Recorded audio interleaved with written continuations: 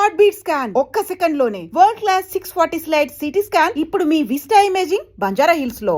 దాంతో ఇక అట్లాగా ఆ తర్వాత ఒక 2 సంవత్సరాలకి సమరసింహారెడ్డి నెక్స్ట్ ఇయర్ ఇది 97 ఇది రిలీజ్ అయింది.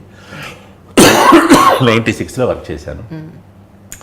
98లో సమరసింహారెడ్డి షూటింగ్ చేశాను. 99 పొంగల్కి సమరసింహారెడ్డి రిలీజ్ అయింది. ఇక ఆ తర్వాత ఇక పూర్తిగా నమ్మకం వచ్చేసింది.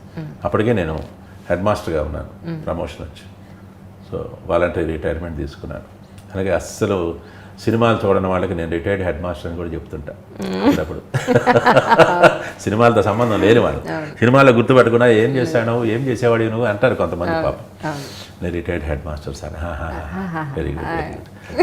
నిజమే కదా, అబద్ధమే సినిమాలు చూడని వాళ్ళకి చూడని వాళ్ళు నన్ను గుర్తుపట్టలేదే అని నాకేం ఫీలింగ్ ఉండేది కాదు. ఎందుకంటే కొంతమంది గుర్తుపట్టారు. అక్కినే నాగేశ్వరరావు గారిని కొంతమంది గుర్తుపట్టేవాడు కాదు.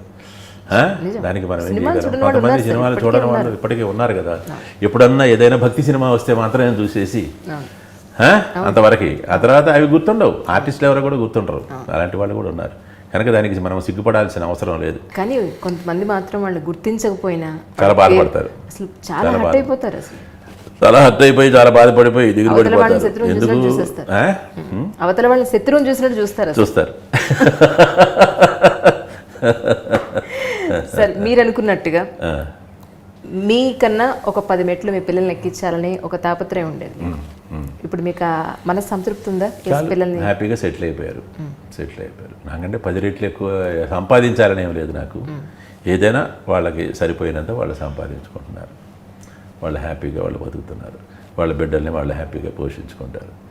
నేను ఇవ్వాల్సిందేంతో నేను ఇచ్చేసాను ఓ తాతగా. అది నా విధి. ఇక అంతకంటే చేయగలిగిందే ఉంది. కేవలం బిడ్డల కోసమే మళ్ళీ. సో ఒక 3-4 ఏళ్ళు నా అప్పులన్నీ తీర్చుకోవడానికి సరిపోయింది. తీర్చేసుకున్నాను. ఆ తర్వాత వచ్చింది కాస్త వాళ్ళ కోసమే ఏదో చేస్తున్నాను. జస్ట్ కొంచెం సపోర్ట్ ఉంటుంది, ఇక అంతకంటే ఏం లేదు. అంతేగాని మొత్తం తీసుకెళ్ళి ఏదో పెట్టడం కాదు. నేనేమి విపరీతంగా కోట్లు సంపాదించి చేయడం కాదు. ఇప్పుడు నేనే హీరోని డైరెక్టర్ని కాదు కదా. కనుక నార్మల్గానే వచ్చిందేంటో కాస్త ఖర్చు పెట్టి కొంత పర్సంటేజ్ నాటకానికి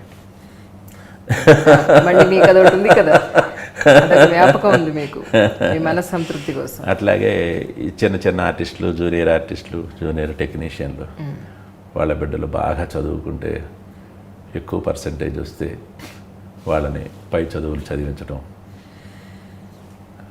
10th క్లాస్, ఇంటర్మీడియట్, ఇంజనీరింగ్ ఇట్లా అవి చదివించడం కూడా వాళ్ళకు కూడా కొంతమందికి అలా కూడా ఎవరికి తెలియకుండా కామ్గా వాళ్ళు వచ్చేవాళ్ళు. బాగా మార్కులు వచ్చినాయి అంటే వాళ్ళకి జీతం కట్టడం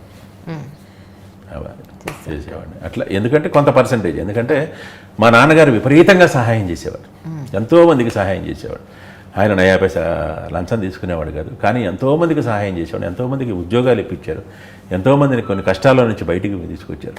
ఆయన చేసిన దాంట్లో కనీసం 1% 2% అన్నా చేయాలి. ఎందుకంటే ఆయన ఇప్పుడు కొంత కాస్త ఉండాలి కదా. అందుకని అట్లా కూడా దాని గురించి అని కాదు, అది సహజంగా పుట్టింది, మనసులో పుట్టడమే.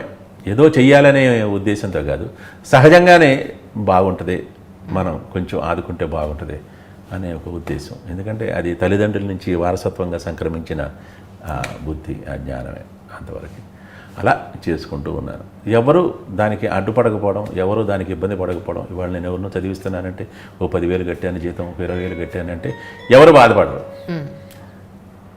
నా భార్య బాధపడదు, నా బిడ్డలో బాధపడరు, సంతోషంగానే ఉంటారు వాళ్ళు. అది అదృష్టం అన్నమాట. అలా చేసుకుంటూ వెళ్ళిపోతున్నాను. ఒక మంచి క్యారెక్టర్, మూవీ ఎంత ఉండే ఇంపార్టెన్స్ ఉండే లెంగ్దీ క్యారెక్టర్ ఉంది అని శ్రీను వైట్ల గారు ఫోన్ చేస్తే చేస్తారా? శ్రీను వైట్ల గారు ఫోన్ చేస్తే చేస్తారా? మంచి క్యారెక్టర్, త్రూఅవుట్ క్యారెక్టర్ అంటే చేస్తారా అంటే ఎందుకు చేయను? అంటే ఇంతకుముందు చిన్న క్యారెక్టర్స్ అనే కదా మీరు వద్దనుకున్నది. అవును, వద్దన్నాను.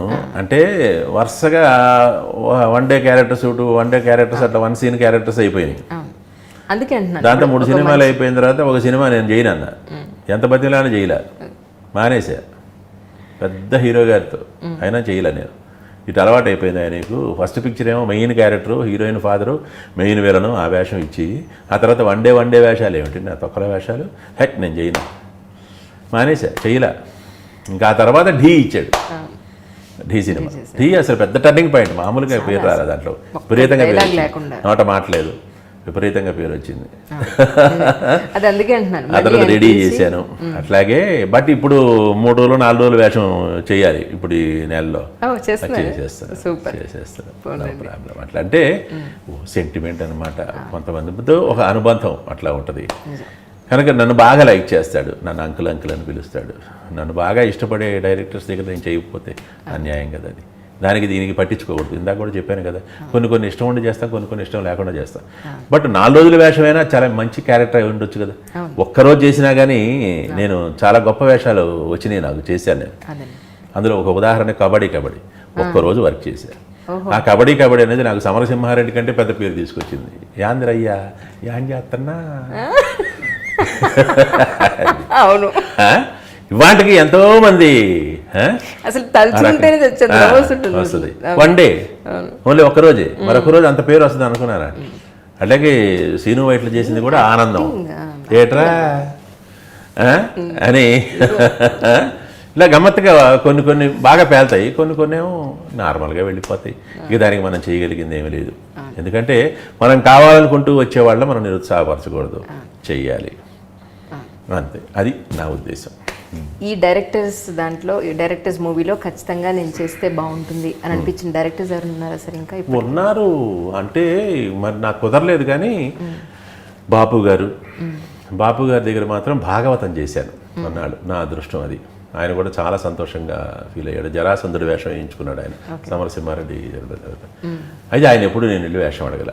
అదొకటి నాకు ఒక చిన్న బ్యాడ్ ఎలిమెంటే. గబక్కున తెలియని వాళ్ళ దగ్గరికి వెళ్ళను నేను. బాలచంద్ర గారు అంటే నాకు చాలా ఇష్టం. ఆయన దగ్గర వేషం వేయాలనుకున్నాను. ఆయన ఎప్పుడైనా అడిగితే ఎప్పుడు అడగల. అయితే చివరిలో నేను అలెగ్జాండర్ నాటకం చెన్నైలో వేసినప్పుడు ఆయన అపాయింట్మెంట్ తీసుకుని ఆయన ఇంటికి వెళ్ళి ఒకసారి నాటకం చూడండి. ఆయన భలే థ్రిల్లింగ్ పీరియడ్. 100 నిమిషాలు నువ్వు అక్కడే చేస్తావా, ఎట్లా చేస్తావయ్యా, ఏం చేస్తావయ్యా, నాకు నేను వస్తా గ్యారంటీకి వస్తా అన్నాడు. కానీ బ్యాడ్ లక్ ఏంటంటే కరెక్ట్గా ఆయన కొడుకు ఐసీలో ఉన్నాడు అదే టైం ఆ రోజు. అందుకని రాలేకపోయాడు. రాలేకపోయి కూడా ఆయన గణేష్ పాత్ర గారిని పంపాడు. నాటకం చూసి ఎలా ఉందో చూసి నాకు కరెక్ట్గా చెప్పు ఇన్ఫర్మేషన్ చెప్పారు. అంత గొప్ప ఇష్టం ఆయనకి నాటకం అంటే. ఆయనకి ప్రాణం. మరి ఆయనకి బాలచంద్ర గారికి నాటకం అంటే ప్రాణం. గొప్ప ఆయన అనమాట. అట్లాగే సంగీతం శ్రీనివాసరావు గారు ఇప్పుడు నేను అడగల వాళ్ళు అడగల.